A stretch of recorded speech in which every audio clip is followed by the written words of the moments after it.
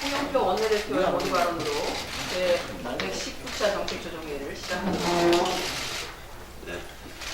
내일 워싱턴에서 2차 북미 고위급 회담이 열릴 것으로 보입니다. 북한 김영철 노동당 부위원장이 오늘 뉴스데이 비행기에 올라 내일 폼페이오 이 국무장관과 회동을 가질 것으로 예상됩니다. 지난해 11월 취소되었던 2차 고위급 회담이 70일 만에 재개된 것입니다. 미국 CNN 방송은 김영철 위원장이 김정은 위원장의 친서를 트럼프 대통령에게 전달할 것이라고 보도했습니다. 이번 2차 북미 고위급 회담에 대한 기대가 큽니다. 지난해 5월에도 폼페이오 장관과 김영철 부위원장은 뉴욕 담판을 통해 6월 북미 정상회담 의제를 조율한 바 있습니다. 이번에도 2차 북미 정상회담에서 다뤄질 비핵화 이행 방안과 이에 상응하는 미국의 제재 완화 방안이 논의될 것입니다. 한반도 비핵화를 위한 진일보한 성과가 나오기를 기대합니다. 한반도 평화 프로세스를 진정시킬 우리의 노력이 더욱 중요한 시점입니다. 문희상 국회의장과 당대표단이 다음 달 방미 외교에 나설 예정인데 국회가 외교 안보에 있어서만은 여야를 뛰어넘는 수상적인 협력을 해줘야 합니다.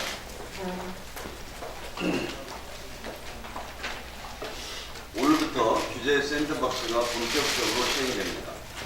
규제 샌드박스는 4차 산업혁명 시대를 주도할 신기술과 신산업을 만들어내는 혁신의 놀이터입니다.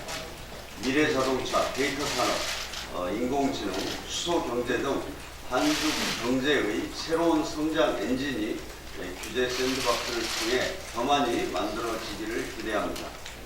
또한 더 많은 혁신 벤처 중소기업이 탄생하는 계기가 되기를 희망합니다. 중요한 것은 규제 혁신이 공연불로 그쳐서는 안 된다는 점입니다. 규제 혁신은 경제의 성장 잠재력을 높이고 경제 활력의 성과로 이루어져야 합니다. 그런 점에서 엊그제 기업인과의 대화 직후 청와대가 투자 프로젝트 전담반을 가동하고 규제 개선 추진단을 설치한 점은 높이 평가합니다.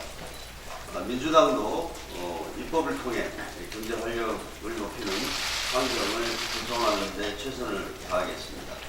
작년 말 정무위를 통과한 행정규제 기본법을 2월 국회에서 처리하면 규제 혁신 5법의 마침표를 찍는 것부터 시작하겠습니다. 그리고 지난번 경제단체와 간담회에서 이야기했던 국회에 비상설 특위를 설치해서 규제 혁신 관련한 문제들을 논의하는 위원회를 만들도록 야당과 협의해 나가도록 하겠습니다. 최근에 우리 당의 의원들에 대한 여러 문제들이 언론에 보도되고 있습니다. 서영교, 손혜원 의원에 대해서는 당 사무처에서 사실관계 확인과 진상조사를 하고 있습니다. 시간이 많이 걸리지 않도록 이번 주 내에 이 문제를 마무리하도록 그렇게 하겠습니다. 그리고 다음 주 월요일 날 오후 2시에 저희가 정책 의총을 열겠습니다. 선거법을 비롯한 현안들에 대해서 의원들의 의견을 수렴하고 또 의원들의 의정 활동에 대한 많은 확인을 하는 그런 의총을 열도록 그렇게 하겠습니다. 이상입니다. 네, 다음은 김대현 정책위원장의 발언이겠습니다. 네, 방금 원내대표 말씀이 주셨습니다만 오늘부터 규제 샌드박스가 본격적으로 시행이 됩니다.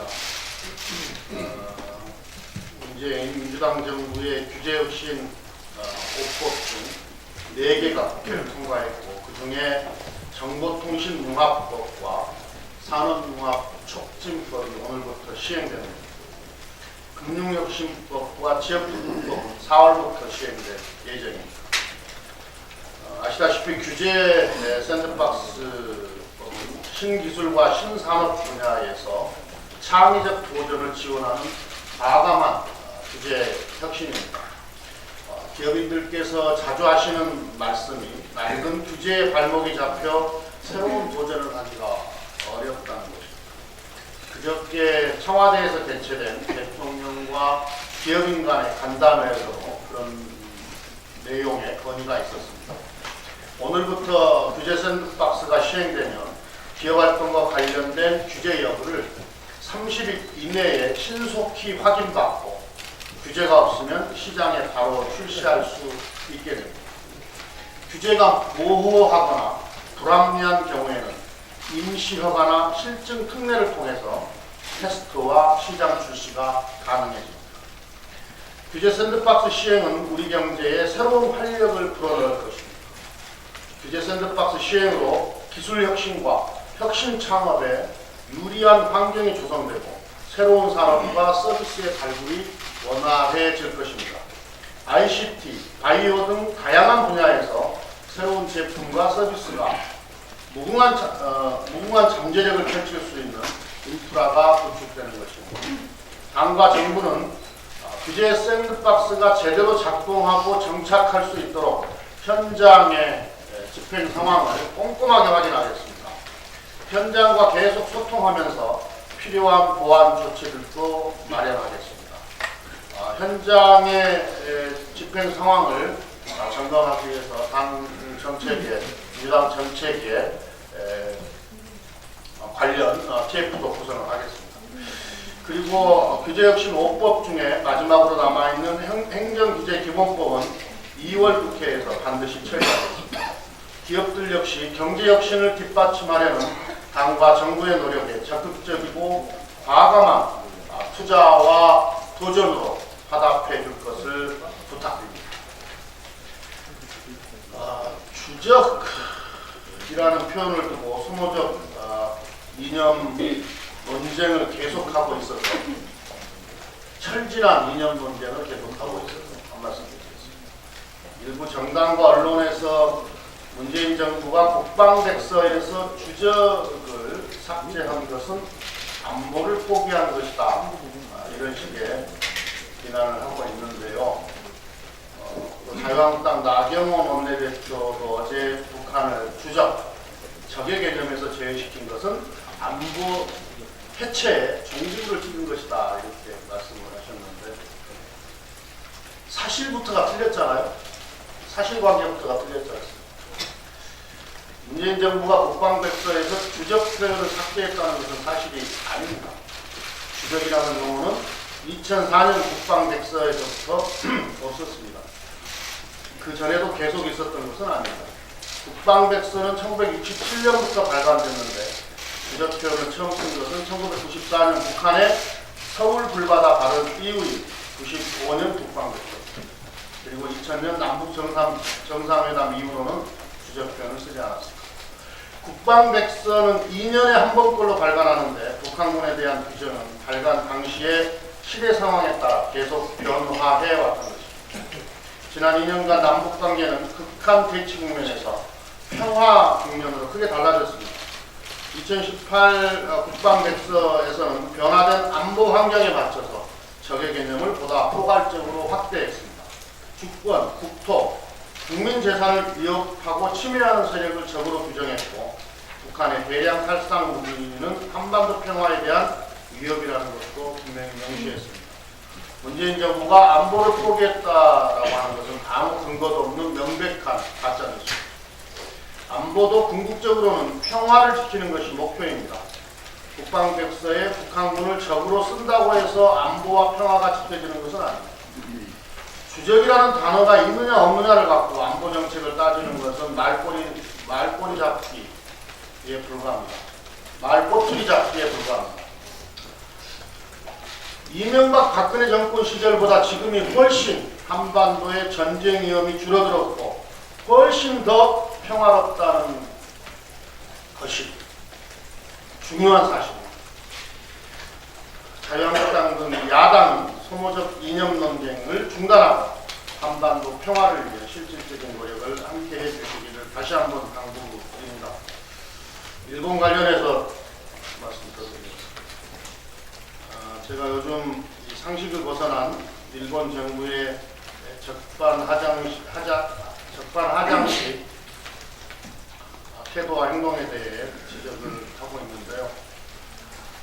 일본 초계기 사건과 관련해서 지난 월요일에 있었던 한일 실무회에서 일본이 광개토 대왕함에 레이더 정보 전체를 넘겨달라는 요구를 했다고 합니다. 그야말로 황당무계하고 오만방자한 요구가 아닐 수 없습니다. 일본이 요구한 사격 통제 레이더 정보는 STIR죠. 군사 기밀에 해당하는 민감한 군사 정보. 세계 어느 나라도 레이더 정보 전체를 공개한 적은 없습니다. 군사 기밀을 일방적으로 요구하는 일본의 비상식적 발상이 경악스럽습니다. 이번 사건의 본질은 잘 아시다시피 인도적 지원 업무를 하고 있던 우리 해군 함정을 향해서 일본 초계기가 도발적 저공 비행을 한 것입니다. 국방부에 따르면 사건 당시 일본 초계기는 통상적으로 적을 집중 감시할 때 사용하는 팔자형 기동을 했다고 합니다. 150m 거리를 유지했으니 위협 비행을 하지 않았다는 일본의 주장은 새빨간 거짓말인셈입니다. 자신들의 잘못이 하나 둘 명백해지고 있음에도 궤변으로 억지를 부리고 있는 일본의 태도가 매우 유감스럽습니다. 일본 정부에 다시 한번 경고합니다. 한국과의 갈등을 증폭시켜 군사대국화와 우경화를 합리화하려는 어리석은 망상은 접어야 합니다. 한일 관계를 일본 국내 정치에 활용하려는 태도를 접어야 합니다. 군사 비밀 정보 보호 협정까지 유지하고 있는 한일 관계를 더 이상 훼손하지 않기 바랍니다. 양국 간에 더 이상의 불필요한 갈등이 발생하지 않도록 일본 정부의 이성적인 행동을 촉구합니다. 감사합니다. 네, 상식을 벗어난 일본의 비상식적 억지에 대해서 일본의 언론들은 일본 정부의 편을 들고 우리 한국을 향해서 손가락질을 하고 있습니다. 저는 그 언론을 바라보는 우리 언론은 어떻게 보고 있는지를 한번 좀 얘기하고 싶습니다. 일본은 정부와 언론이 하나가 되어서 대한민국이 나쁘다라고 하고 있는데 우리 언론들은 그냥 그 일본이 하고 있는 일본 정부와 일본 언론이 하고 있는 것들을 그냥 그대로 중계를 하고 있는 것은 아닌가 하는 생각이 듭니다. 가끔은 정부와 함께 해주시는 그런 자세도 필요한 때가 있다는 것을 말씀드리겠습니다. 다음은 김병욱 의원님의 발언이 있겠습니다. 김병욱 의원님. 김병욱 의원님. 네. 김병욱 의원님 그리고 전현 의원님 발언해 주시고. 네, 김병욱입니다. 인터넷 전문 은행 특례법이 드디어 오늘 발효됩니다. 정부입법안 소위위원으로서 법안의 심의 과정에서 심도 깊은 논의와 검토를 거쳤고 국회에서도 치열한 토론을 거쳐 어렵게 통과되는 과정을 지켜본 만큼 오늘의 순간이 특별하게 다가옵니다. 아시다시피 인터넷 전문 은행 특례법은 산업자본의 은행 지분 보유 한도를 ICT 기업에 한해서 34%까지 늘림으로써 혁신 기술을 가진 기업들이 금융에 진출할 수 있도록 허용하는 것입니다. 동시에 대주주에 대해서는 신용 동의를 금지하고 지급 보증도 제한함으로써 재벌과 대기업의 사금과를 차단하였습니다. ICT 기업의 참여를 확대하고 은행의 사금고를 방지한 그런 법안의 취지가 제대로 반영되기를 바랍니다. 그동안 인터넷 은행의 진출로 은행권의 금리 경쟁을 촉발하였고 해외 송금 및 각종 수수료가 인하되었고 24시간 금융 서비스가 가능해졌으며 공익 인증서 없는 거래가 이루어지는 등 소기의 성과를 이루고 있습니다. 그렇지만 인터넷 전문은행의 주요 설립 목적 중에 하나인 중저신용자에 대한 중금리 대출이 적극 늘어나지 못하고 있다는 부분에 대해서는 인터넷 전문은행은 겸허히 그 비판을 받아들여야 할 것으로 봅니다. 카카오뱅크는 2018년 1조 5천억 수준이던 중금리 대출 상품의 규모를 2020년까지 5조 1천억으로 늘리겠다는 계획을 세운 만큼 잘 이행되기를 바라며 그 모범을 보여주기를 또한 바랍니다. 오늘을 계기로 인터넷 전문은행이 금융혁신과 금융서비스의 질을 더 높이는 데 큰 역할을 해줄 것을 기대합니다. 마지막으로 많은 분들이 이 법을 지지해줄 만큼 또한 우려도 있었습니다. 이 법이 시행되는 과정에 있어서도 감시의 끈을 놓지 않아야 될 것으로 봅니다. 인터넷 전문은행이 혁신 성장을 위한 금융 인프라 구축을 위한 제도로 잘 정착되기 위해서 노력하겠습니다. 네, 다음은 카풀 TF 위원장을 맡아 수고하고 계시는 전현희 의원님의 발언이겠습니다. 네, 정책위 제5 정조위원장 겸 카풀 TF 위원장 전현희입니다. 그동안 택시 업계에서는 사회적 대타협 기구에 참가로서 카풀 서비스의 중단을 요구해왔습니다. 며칠 전에 카카오 모빌리티 측에서 카풀 서비스를 사회적 대화를 위하여 중단하겠다라는 입장 표명을 하였습니다. 이제는 택시가 응답할 차례입니다. 오늘 택시 4단체가 각 단체별로 사업자단체, 노동자단체, 개인택시단체별로 사회적 대타협 기구의 참여를 여부를 결정하는 회의가 있다고 합니다. 택시 4단체에서 요구하는 사회적 대타협 기구의 전제 조건이 충족된 만큼 이제 택시업계도 전향적으로 사회적 대타협 기구에 참여할 것을 다시 한번 정중히 요청드립니다. 지난번 택시 기사님들의 정말 가슴 아픈 희생이 있었습니다. 그분들이 여러 가지 말씀을 하셨지만 그 중에 상당수가 택시의 월급제 시행이나 처우 개선을 요구하면서 안타까운 그런 분심을 하셨습니다. 이제라도 사회적 대타협 기구에서 택시 4단체가 전향적으로 참석해서 택시 업계의 생존권을 살리고 택시를 발전시키는 그런 방안에 대해서 전향적인 논의를 하기를 바랍니다. 더 이상 이러한 무고한 희생이 없도록 택시를 살리고 발전시킬 수 있는 대책에 대해서 여당이 앞장서서 택시와 함께 하도록 하겠습니다. 다시 한번 오늘 회의에서 전향적인 입장으로 결론을 내시고 다음 주 월요일부터 사회적 대타협 기구가 출범하여 택시 산업을 살릴 수 있도록 택시 4단체가 적극적으로 힘을 모아주시기를 간곡히 요청드립니다. 감사드립니다. 네, 고맙습니다. 저희 모두 간곡하게 택시 4단체에 요청을 드리겠습니다. 대화를 통해서 해결하지 못할 것이 없다고 생각합니다. 카카오 카풀 서비스를 중단하고 시행하지 않는다 하더라도 지금의 택시 산업이 지속 가능하지 않다는 것은 누구나 다 잘 알고 있습니다. 그렇기 때문에 그런 것까지를 포함해서 논의를 할 수 있는 사회적 대화기구 창에 반드시 참여할 수 있도록 의견을 모아주시기를 바라겠습니다. 잠깐 짧은 발언 하나 드리도록 하겠습니다. 지난해 EU에서는 파리 협약의 결과를 어떻게 잘 이행할 것이냐와 관련해서 아주 장기적인 여러 가지 의견을 들었고, 그리고 EU에서는 2050년을 목표로 하는 장기 저탄소 개발 계획에 대한 EU의 입장을 정리를 했습니다.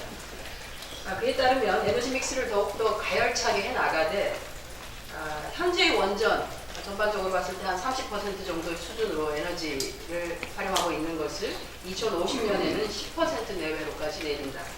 그리고 화력 발전은 0%까지로 가겠다. 그리고 신재생은 80% 이상을 조달할 수 있도록 하겠다라고 하는 담대한 계획을 마련했습니다. 그리고 특히 EU는 이 과정에서 수소 경제를 주목하고 있습니다.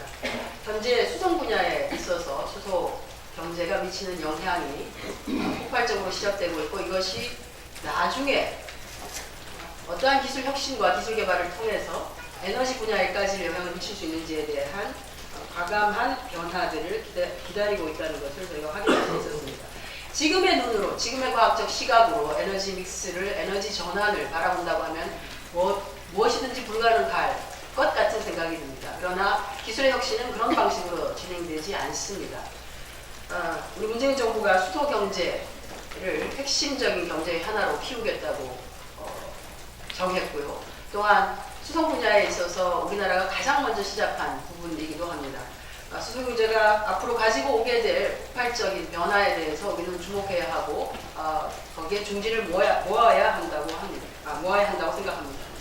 지금 시중에서 원전이다, 화력발전이다와 관련돼서 여러 가지 갈등과 여론들이 형성되고 있는 것을 알고 있습니다. 그러나 다시 한번 말씀드립니다. 지금의 과학적 시각의 눈으로 이것을 본다면 그것이 과연 가능할까? 기술 혁신은 지금의 눈으로 발전되지 않았습니다. 지금 우리가 누리고 있는 이 기술 혁신이 과거에 우리 눈으로 생각했다면 불가능했었던 일들이 대부분입니다. 이후에 이 담대한 에너지 전환 계획을 보면서 우리는 이보다 더 잘할 수 있다라는 생각을 다시 한번 하게 됐습니다. 문재인 정부가 수소 경제가 제자리를 잡을 수 있게끔 최선을 다해서 노력을 하겠다는 말씀을 드리겠습니다. 이상 제119차 정책조정회의 공개 발언을 모두 마치고 이제부터는 발언을 비공개로 전환하도록 하겠습니다. 회의를 비공개로 어떻게 해요? 회의를 비공개로 전환하겠습니다. 현대 과학기술 판단이